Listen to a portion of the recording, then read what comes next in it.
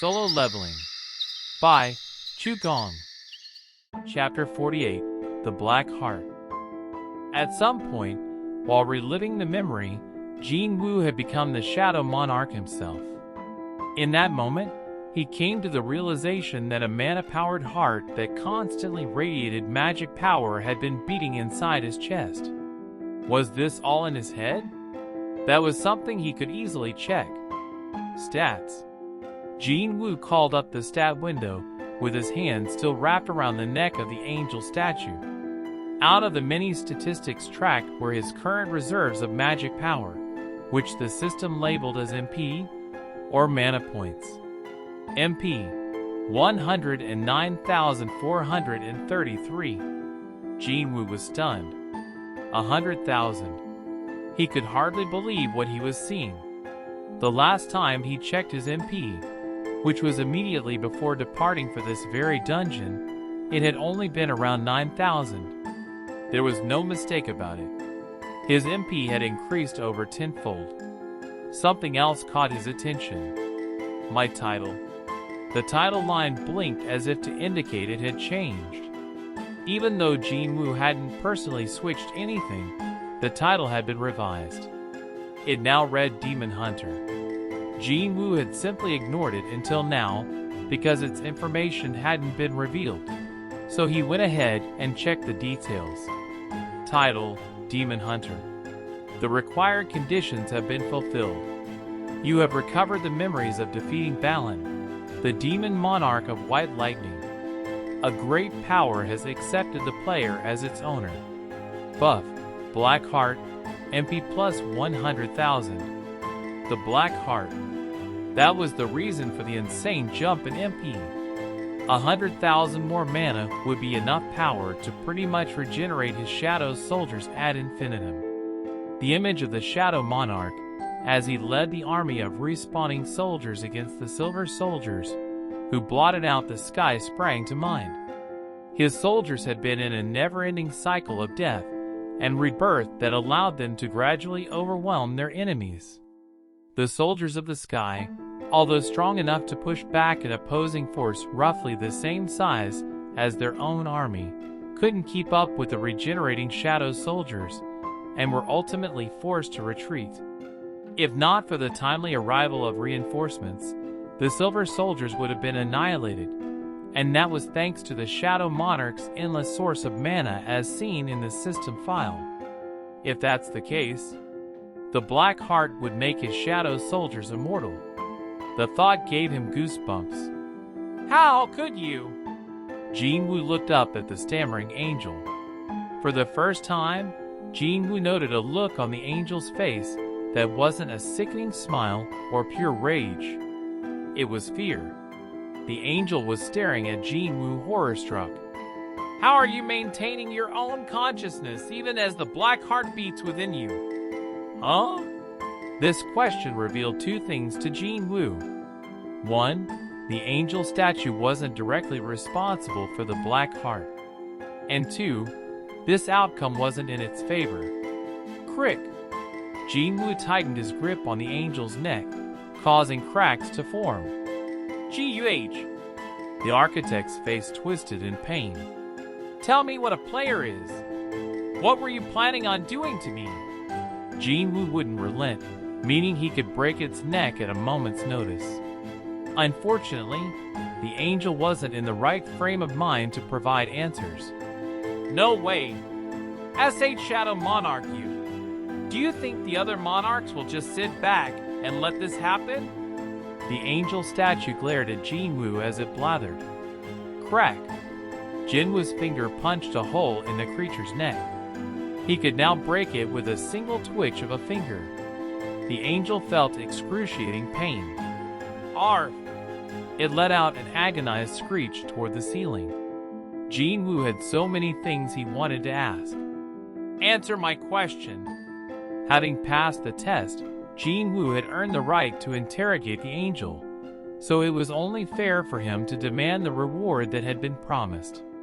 Instead, a bright red light flashed from the angel. Ah! What the? The other hunters began screaming, prompting Jinwoo to look over his shoulder. Those things! They're coming! The Colossus and the other statues had retreated to a corner of the lair earlier, but they now began moving again, their eyes glowing red. Uh-huh. The angel statue sounded pleased with itself. If you kill me, there will be no one to call off my puppets. Will you kill me now? The angel was issuing a challenge to Jinwoo. Inferior beings had so many weaknesses, and if Jinwoo truly was a human, he'd have plenty to exploit. He must have had someone he deemed a friend among the hunters. What's this? Contrary to the angel's expectations, Jinwoo grinned. What if I deal with the puppets after I kill you? Taken aback, the angel statue hurriedly answered. If you kill me, then the architect of the system. See, I've thought about that too, Jinwoo interrupted. He looked at the angel with the same gaze it leveled at the humans. You know, even if the architect of the system disappeared, I doubt the whole system would collapse. Jinwoo called the statue's bluff. He knew everything it had purposefully omitted. The angel had been careless and forgotten why it had chosen Jinwoo in the first place. He excelled at seeing through the rules. You force my hand, then. The angel statue played its last card. Ping. System administrator access denied. System administrator access denied. System administrator access denied. Ping. Ping. The chime went off several more times, but the same notification appeared. System administrator access denied. The angel froze. It had attempted to manipulate the system, but had been rejected. When Jinwoo shrugged, the angel thrashed in his grip. You bastard! Gah! It apparently had no intention of providing Jinwoo with answers. No reason to let you live, then. Jinwoo released the angel's neck and threw a mana-powered left hook.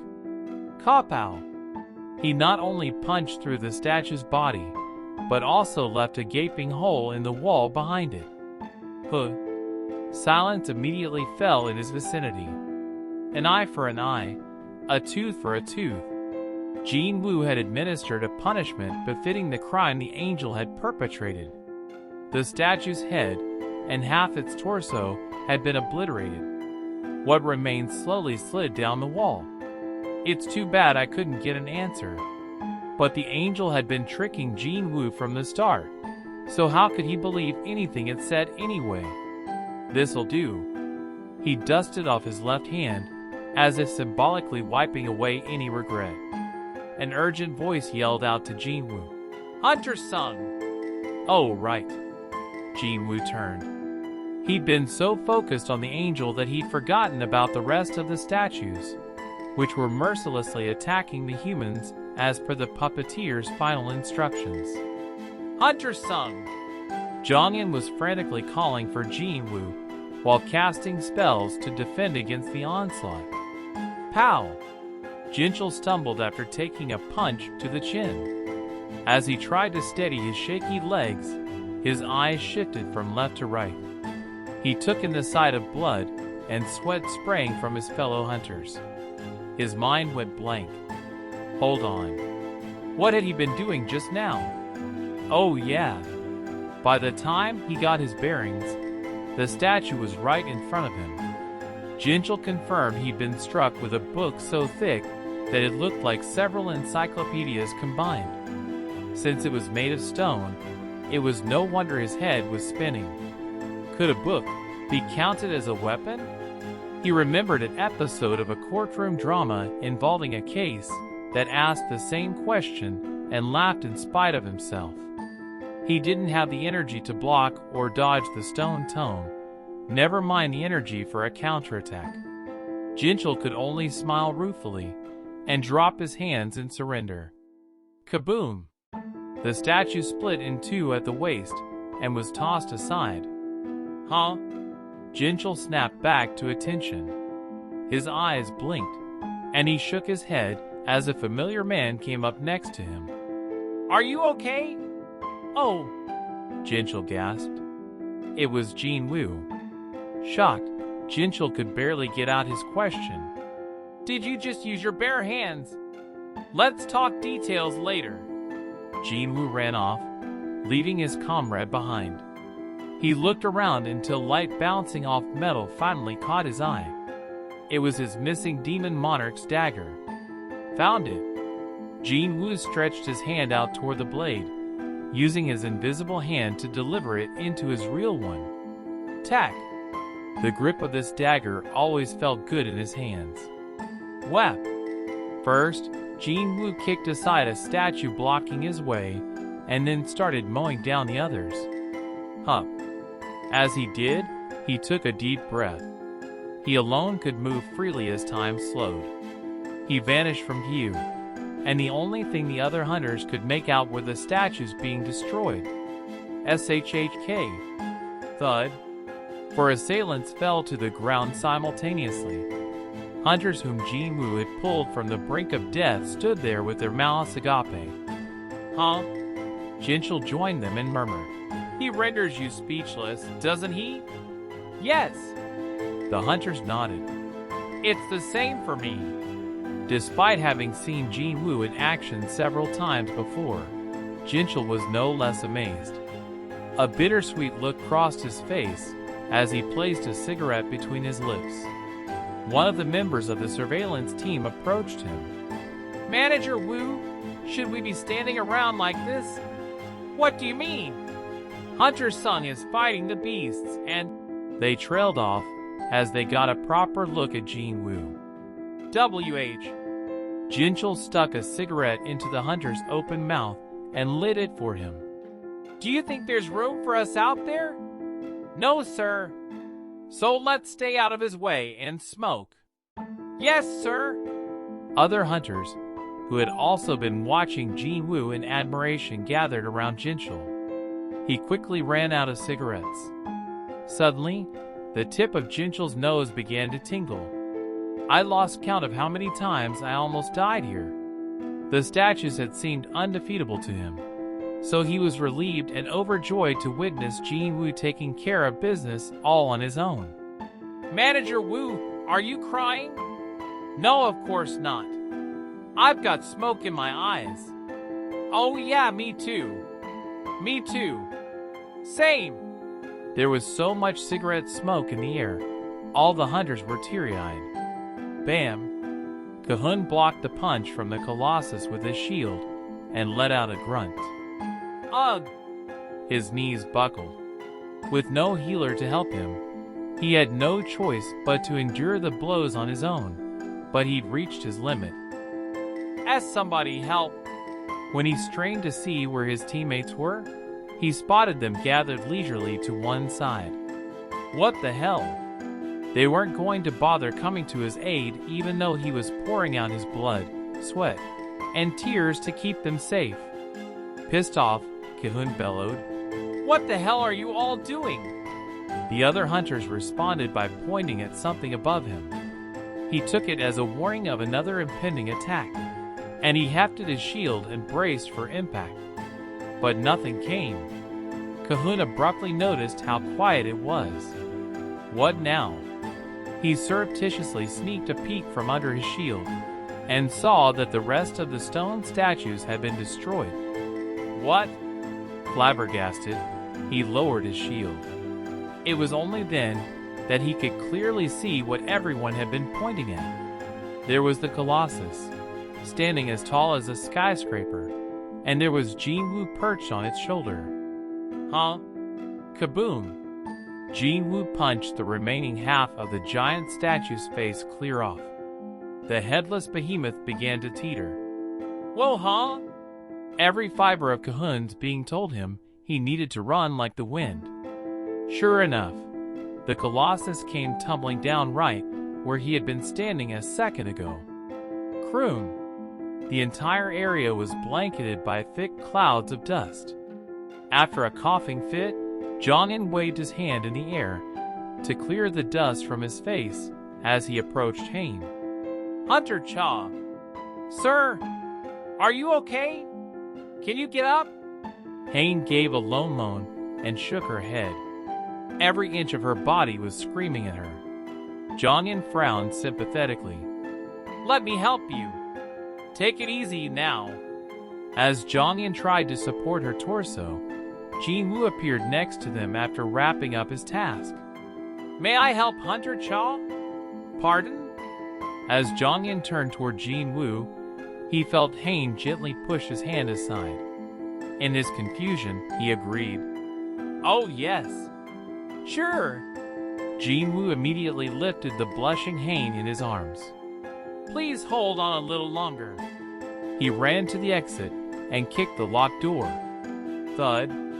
One kick was all it took. The door the high-rank hunters had struggled to open in vain was now in pieces. On the other side, Jinwoo gently laid Hein on the ground. She was in bad shape, so he called up the shop, purchased a high-level healing potion, and poured it into her mouth. Gulp, gulp. Her wounds healed surprisingly quickly. "How?" "Shoo!" Jinwoo held up a finger.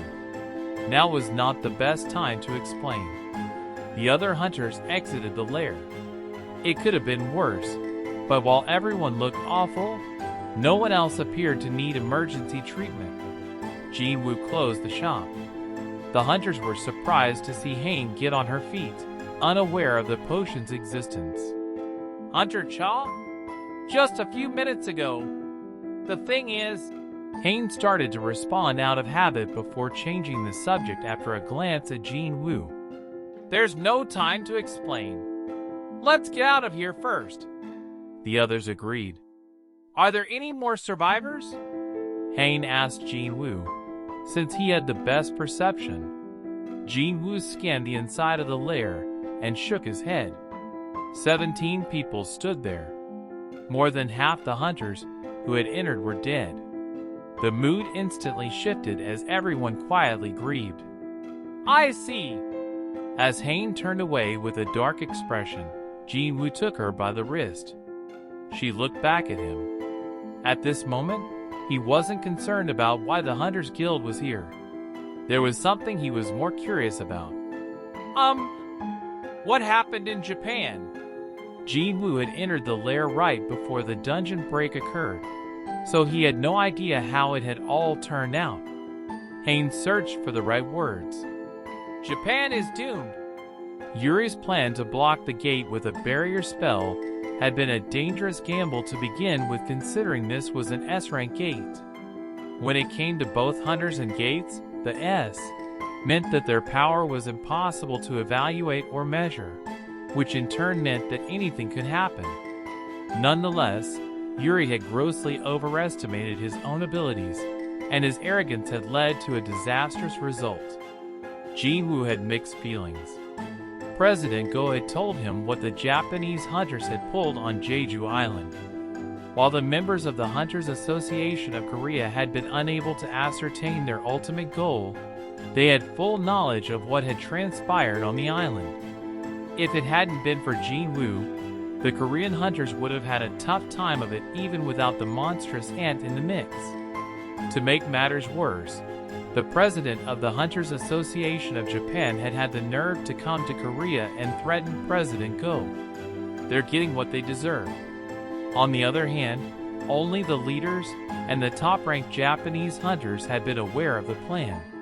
Despite some lingering tension over unresolved historical issues, no innocent Japanese citizens deserved to lose their lives.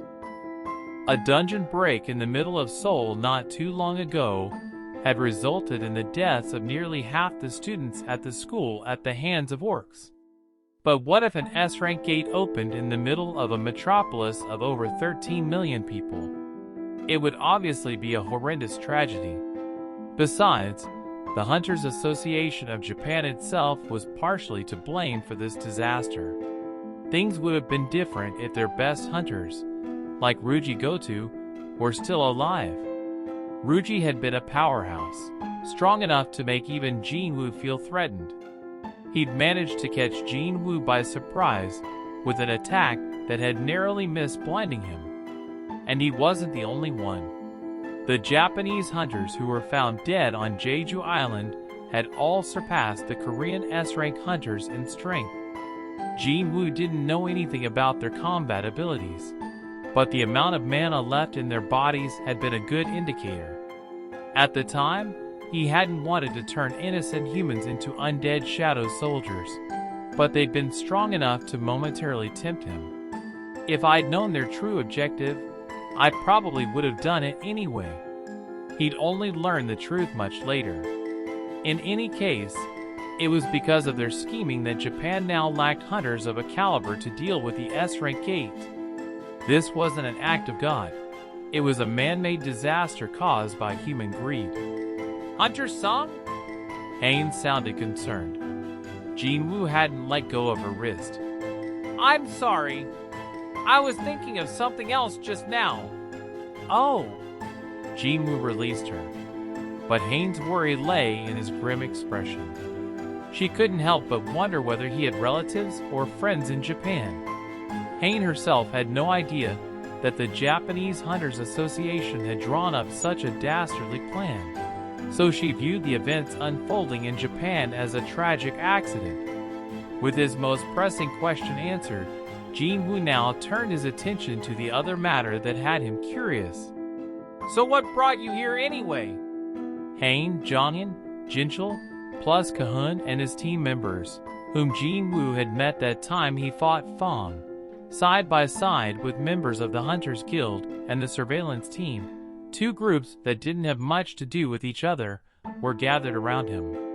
Jinchul finished checking on the injuries of his subordinates before stepping forward to speak. "We received a report about this gate and found out you had gone inside, but seeing how much magic power was seeping out."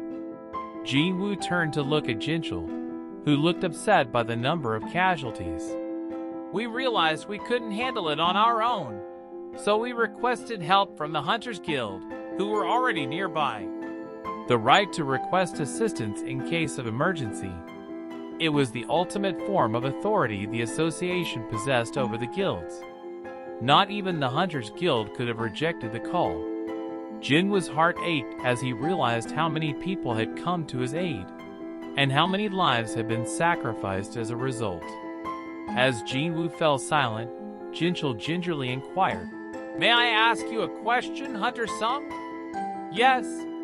"How did you know there was a double dungeon here?" It was something weighing on many people's minds, including Jongin, who, as the president of the Hunters Guild, had suffered much loss today. How had Jin-woo known there was a double dungeon hidden within this C-rank gate, or that there would be a beast beyond their wildest imagination waiting inside? They were curious to hear his side of the story. Rumble. A tremor signaled that the gate was closing, but everyone's attention was on Jin-woo. He decided to tell them the truth. "The dungeon summoned me." "It summoned you?" Jinchul found this difficult to believe. "Yes. I received a message to come here." "May I see that message?" Jin-woo shook his head and pointed to his temple. "I can only see it in my head." The other hunters were at a loss for words at the unexpected explanation. While Jin-woo might have purposefully withheld some of the pertinent details, he wasn't lying. They didn't know what to make of his earnest expression. Jinchul, who had known him the longest, shook his head a few times. He's someone I can't apply common sense to." If the dungeon summoned him in his mind, maybe Jin-woo was a heavenly avatar sent to Earth to destroy every single dungeon. "Okay, now I'm just being silly." While Jinchul huffed out a laugh, Jin-woo walked past him, through the door, and back into the lair. In a panic, Hain called out to him, "Hunter Sung, we'll be in danger if we don't leave now." Hearing the worry in her voice, Jin-woo turned and answered, "I know." Why wouldn't he know that? He had walked the entire length of the tunnel twice already. Doing so took almost an hour even at the walking pace of an average hunter, so if they wanted to get out before the gate closed, they were running out of time. Furthermore, Jinwoo's father had gone missing inside a gate. He was told that his father, despite being gravely wounded, had helped his teammates out of the boss's lair only to end up trapped when the gate closed. Because nobody understood the dangers of a dungeon better than him, his reply to Hayne was filled with conviction. "I can't leave the hunters who came to my rescue behind." Those assembled who were anxious to leave froze at his words. The people who had lost their lives in that lair were their precious colleagues and friends, and no one wished to leave them behind. Unfortunately, there simply wasn't enough time to carry out their remains. Not only were the hunters exhausted, but they'd also have to take the time to locate and reclaim their friends' bodies from beneath the rubble of the lair. Hence, with tears in their eyes, they've resolved to leave the fallen behind. "I'm taking them back with me." The statement hit everyone like a bolt of lightning.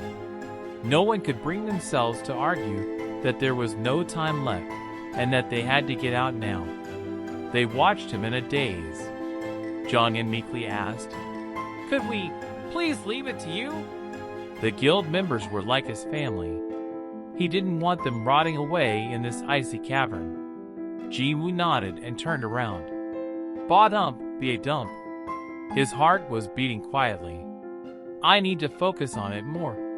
Essentially, his two hearts beat as one. It took every ounce of his concentration to separate the sound of the black heart from his regular heartbeat. Jinwoo gathered the mana pulsing from the black heart in his fingertips. Is this how he did it? Jinwoo mimicked Shadow Monarch's hand gesture and raised his hand with his palm up, as if holding something. He could feel the powerful magic in his hand. He was certain he could do this. Jinwoo quickly located the deceased hunters' bodies through their mana signatures. His eyes were aglow as he broke the silence in the lair. "Ruler's authority!" Rumble. Bodies rose into the air from under the rubble. "Whoa! No way!" The hunters who were holding their breath as they watched Jinwoo now exhaled in amazement. Not only had Jinwoo instantly located the deceased hunters, but he dug them out without laying a finger on the bodies.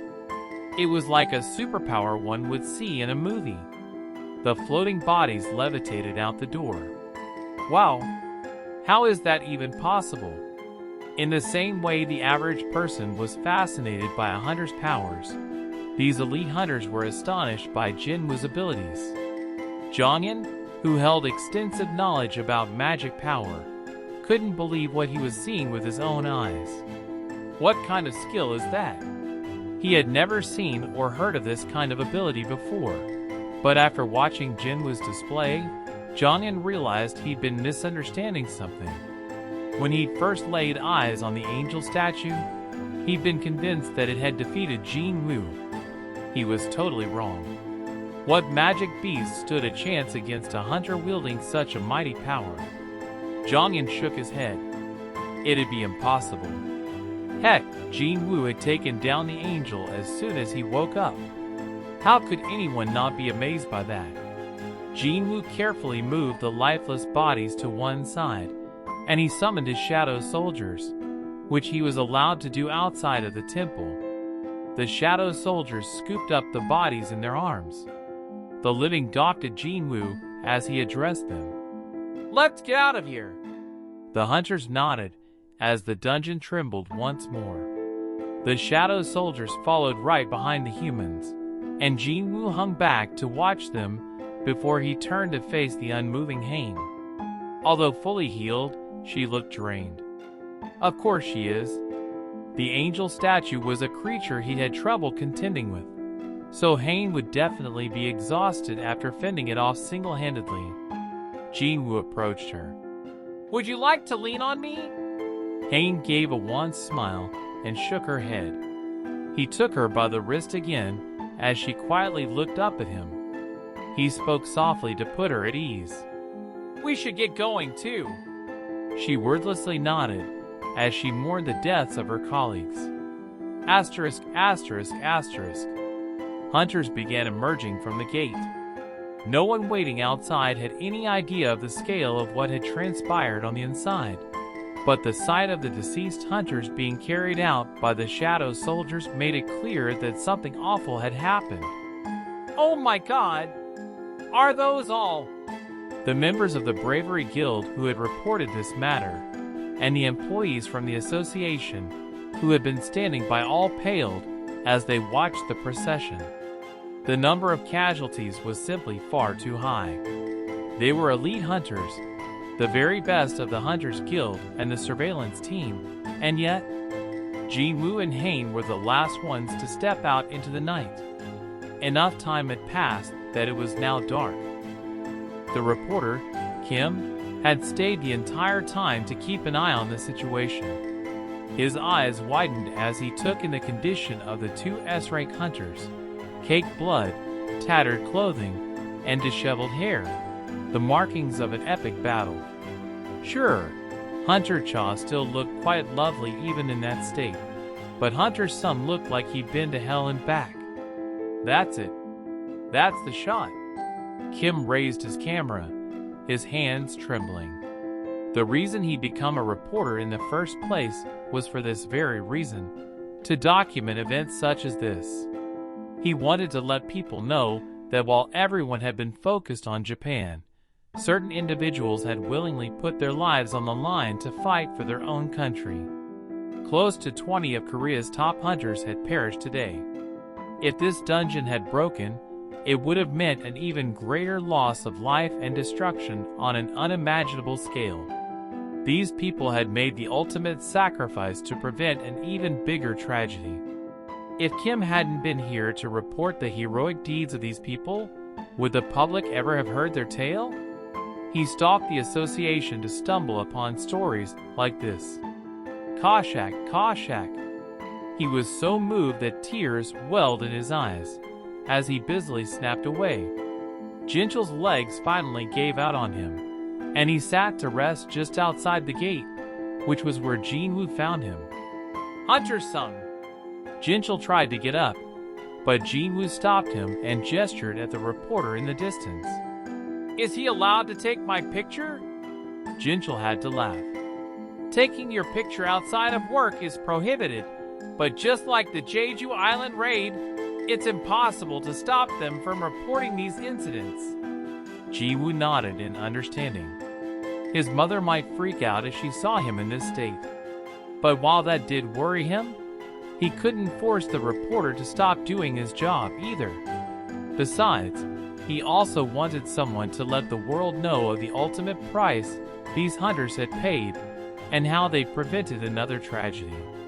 A quiet wind blew, carrying the sound of distant ambulance sirens with it. The following morning, the front page of every newspaper carried a headline about the dungeon break in Japan.